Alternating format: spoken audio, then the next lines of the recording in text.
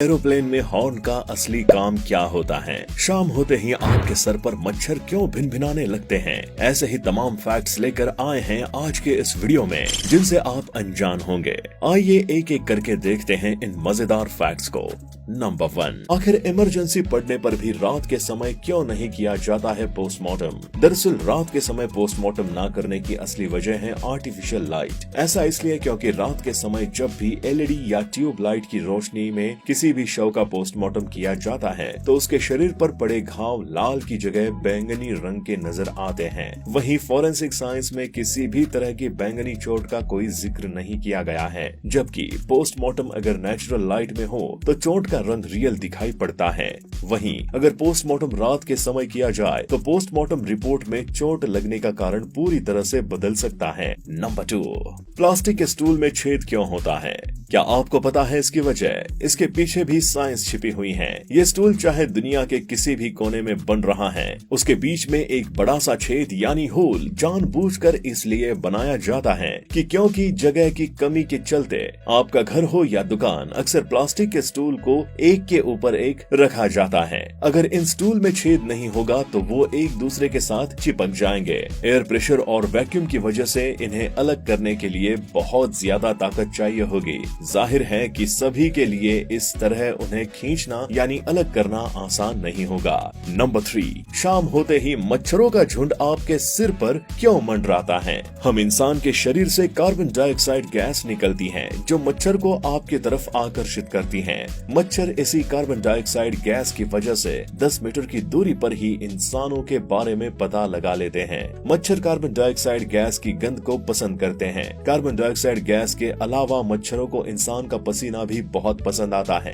आपने देखा होगा कि आपके कसरत करने के बाद मच्छरों का झुंड आपके सिर पर मंडराने लगता है। बालों की वजह से सिर का पसीना सूखने में वक्त लगता है। इस वजह से मच्छर उन लोगों के पास पहुंच जाते हैं जो पसीने में भीगे रहते हैं।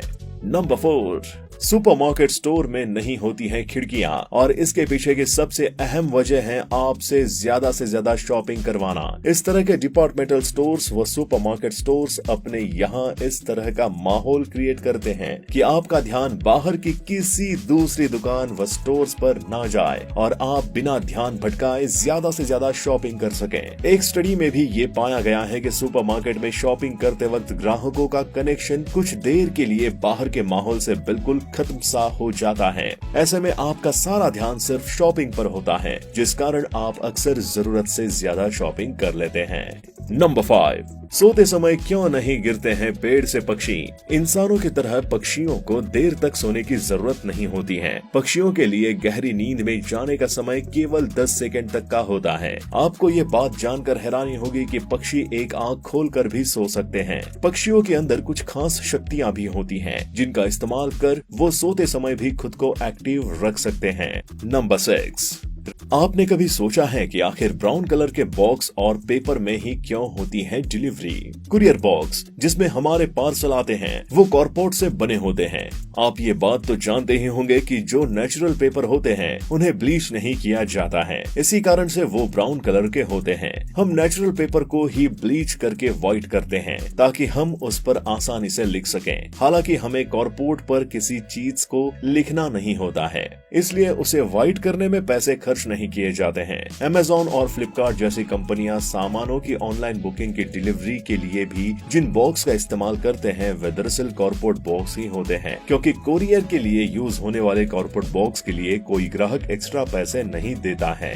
नंबर 7, क्या आप जानते हैं कि हवाई जहाज में भी लगे होते हैं हॉर्न? सबसे पहले बता दें कि फ्लाइट में लगे हॉर्न का इस्तेमाल आसमान में किसी दूसरे हवाई जहाज को रास्ते से हटाने के लिए नहीं किया जाता है। दरअसल फ्लाइट में लगे हॉर्न का इस्तेमाल ग्राउंड इंजीनियर और स्टाफ के साथ संपर्क करने के लिए किया जाता है। अगर फ्लाइट के उड़ान भरने से पहले उसमें कोई खराबी आती है या फिर कोई इमरजेंसी की स्थिति आ जाती है तो उसे उस समय प्लेन के अंदर बैठे हुए पायलट या इंजीनियर इस हॉर्न को बजाकर ग्राउंड इंजीनियर को अलर्ट मैसेज भेजते हैं।